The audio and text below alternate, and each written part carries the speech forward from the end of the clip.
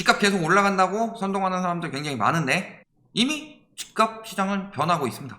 이미 떨어지는 징조가 나오기 시작했고 지금 바닥이다 라고 했는데 본인이 물구나무 서서 잘 모르고 있었던 거예요. 꼭 박쥐 같은 인간들 있죠. 올라갈 때는 무조건 올라간다 하다가 떨어질 때는 또 이리 붙었다 저리 붙었다 하는 박쥐 같은 인간들이 있는데 그 박쥐 같은 인간들, 박쥐가 어떻게 돼 있어요? 거꾸로 있죠.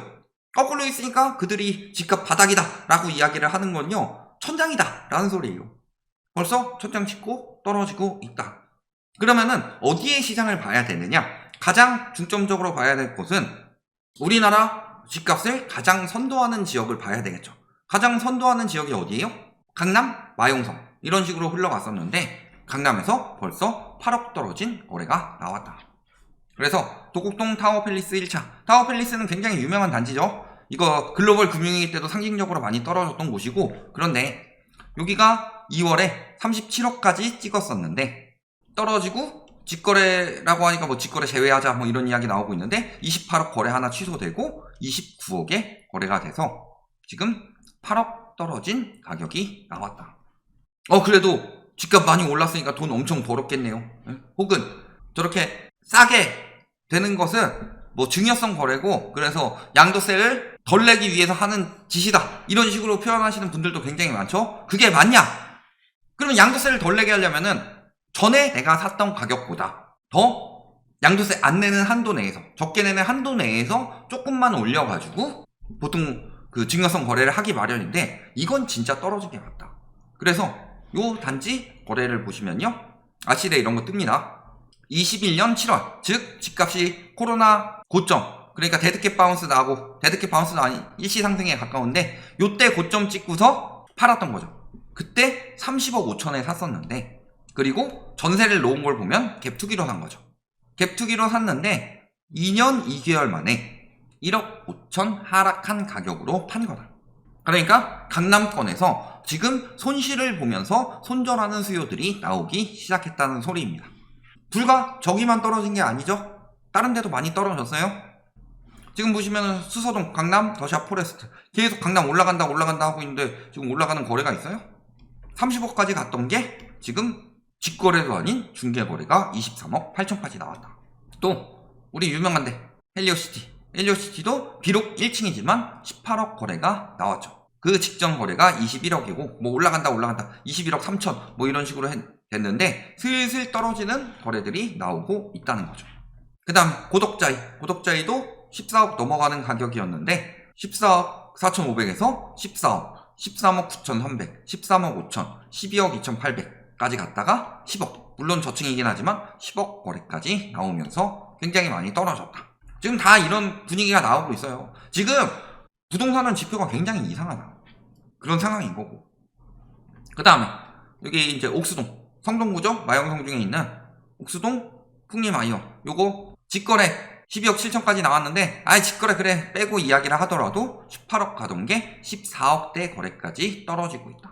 이런 식으로 서울 중심부에 있는 곳들, 서울에서 집값을 선도하는 곳에 있는 지역들이 수억씩 떨어진 거래가 계속 나오고 있는데, 그러니까 부동산은 지표만 가지고 계속 이야기를 하죠. 근데 부동산은 지표도 지금 굉장히 이상해요. 아까도 말씀드렸지만 정부에선 집값을 부추기려고 하고 있어요. 특례보금자료는 왜 풀었냐? 그 다음에 50년 주담대를 왜 만들었냐? 그 전에 40년 주담대는 왜 만들었냐? 왜 자꾸 대출을 DSR을 우회하도록 만드냐? 그 다음에 기준금리 올라가면 대출금리 올라가는 건 자본주의 시장에서 가장 기본적인 내용인데 이것도 지금 정부에서 인위적으로 개입해서 관치금융으로 금리를 눌렀죠. 이거 다 집값 띄우려고 하는 거예요. 경착륙을 막고 연착륙을 시키겠다라고 했으면은 집값이 튀는 분위기가 보였으면 바로 즉시 대출을 막아야 되는데 그 와중에도 특례는 계속 풀고 있었고 그 와중에 50년 주담대를 풀었어요. 이게 어딜 봐서 정부가 집값을 연착륙시키겠다는 수법이냐? 누가 봐도 더 띄우려고 하는 수법이지. 그리고 그 대출을 풀어주는 것들이 문제가 되니까 바로 공급 부족을 언급해서 심리를 자극하는 것도 마찬가지고, 그 다음에 부동산 통계도 굉장히 지금 과거 문재인 정부 때 하락폭을 굉장히 축소해서 이야기를 했다라고 하는데 지금은 상승폭을 굉장히 확대해서 이야기를 하고 있어요. 일단 통계를 볼 거지만. 그리고 통계청에서도 지금 소득지표를 굉장히 어떻게 바꿨는지 모르겠지만 집값은 거의 떨어지지 않았는데 PIR이 갑자기 10까지 떨어졌대요.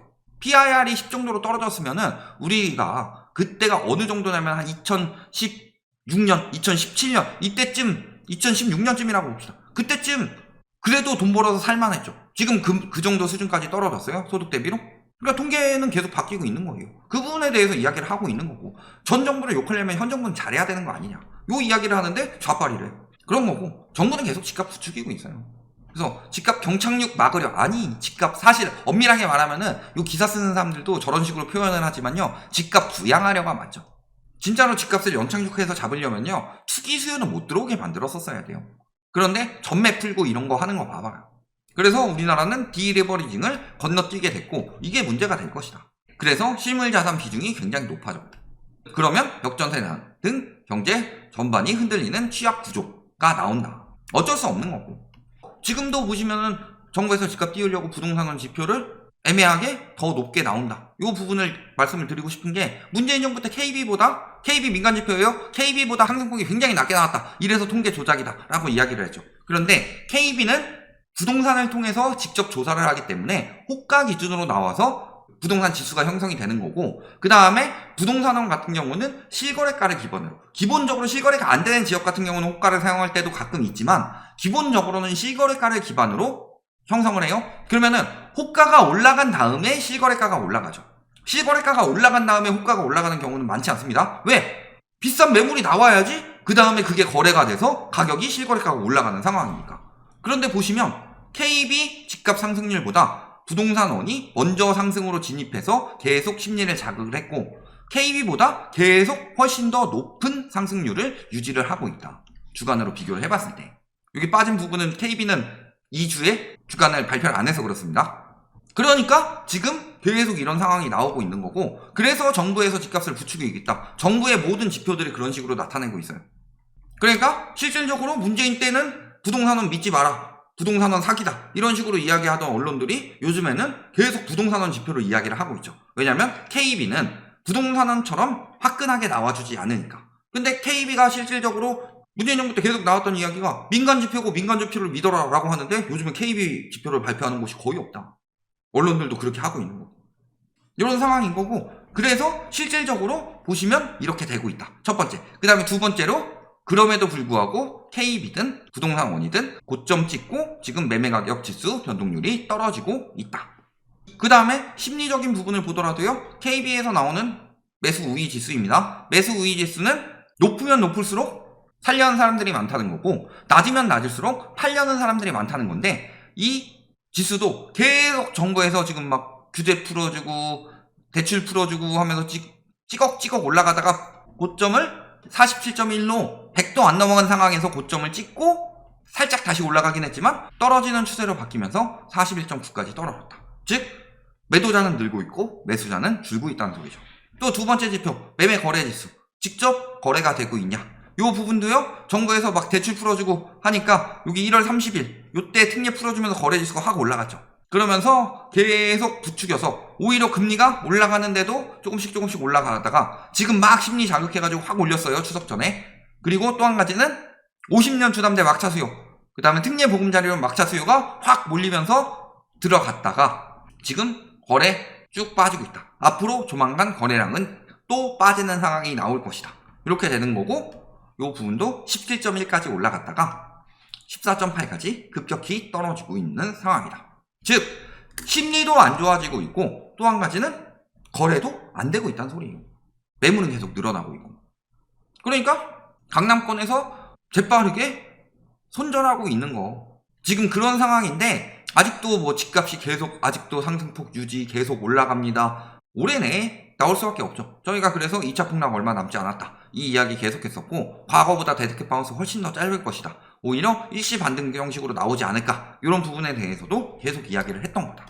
그러니까 지금 고금리가 장기화되면서 매수 심리가 위축되고 있고, 그래서 집값 약세 전망이 나오고 있다. 분명히 말씀드리지만요, 지금 미국채가 폭등을 했다, 요거 10월 초에 나온 상황이죠. 요것 때문에 집값이 떨어지는 거 아니에요. 보시면 알겠지만 요때가 고점이었죠. 9월 11일 그리고 9월 25일.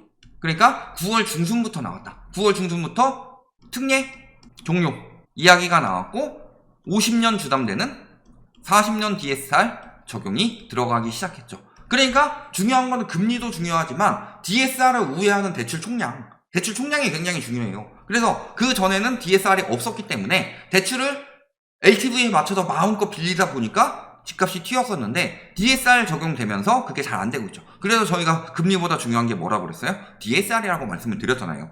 그리고 DSR 적용되면서 시장이 침체되기 시작했고 DSR을 우회해 주는 거. 특례보금자리로는 DSR 적용이 안 됩니다. 50년 주담대는 DSR을 피해서 훨씬 더 많은 돈을 대출받을 수 있게 해주죠. 그런 형식으로 DSR을 우회하는 것들 때문에 저런 상황이 벌어졌지만 DSR에 이제 더 맞게 규제가 들어가기 시작하면은 심리든 거래는 떨어지는 거고 이 상황에서 금리까지 올라가게 되면은 내놓는 사람들은 더욱 늘어날 거고 살 수 있는 사람들은 더욱 줄어들 수밖에 없는 거죠. 그러니까 이미 벌써 강남에서 반응이 나오고 있는 거예요. 그런데도 아직도 뭐 경기도는 어떻고 뭐 동탄은 어떻고 뭐 GTX가 어떻고 이딴 소리 과거에 똑같은 걸로 똑같이 부추겼던 걸 똑같이 또 당하고 있어요. 그러면서 보면 대부분 거래들은 그렇게 폭등했다는 것들 가서 보면 대부분 거래들은 등기도 안 돼 있다. 이게 핵심인 거고. 그리고 결정적으로 진짜 부자들, 다주택자들이 지금 집값이 오를 때냐 아니면 집값이 떨어질 때냐 요 부분에 대해서 어떻게 판단하는지를 생각을 해봐야 되겠죠. 그러면 과거의 다주택자들은 어떻게 했어요? 집값이 막 올라간다고 느껴졌을 때 어떻게 했어요? 증여를 했죠. 집을 파느니 증여를 택했다고 합니다. 자, 20년 6월, 20년 7월 매매보다 증여 선택한 다주택자. 8월 서울 아파트 증여 엄청 늘었다. 파느니 가족 준다. 증여 역대 최다. 존버가다. 버티기 증여 나섰다. 양도세 올려서 압박했지만 매도 대신에 증여하고 있다. 파는 대신에 증여하는 건물들이 늘어나면서 부가 대물림 되고 있다. 왜? 집값이 올라갈 것이라고 느꼈기 때문에 증여를 하는 것이다. 라고 이야기를 했지만요. 사실 양도세 많이 안 내려고 증여한 거죠. 5년 버틴 다음에 증여하면 양도세 많이 까여지니까. 양도세보다 증여세가 싸니까. 그런 상황이었는데 뭐 어쨌든 간에 그래도 떨어질 거라고 생각했으면 팔았는데 더 올라갈 거라고 생각했으니까 증여했다. 그런 상황인 거죠. 근데 지금은 증여 대신에 판다. 이런 이야기가 나오고 있습니다. 바닥 찍고 올라가고 있는데 왜 증여 대신에 팔고 있어요? 1주택자가 보통 증여 잘 안 해요.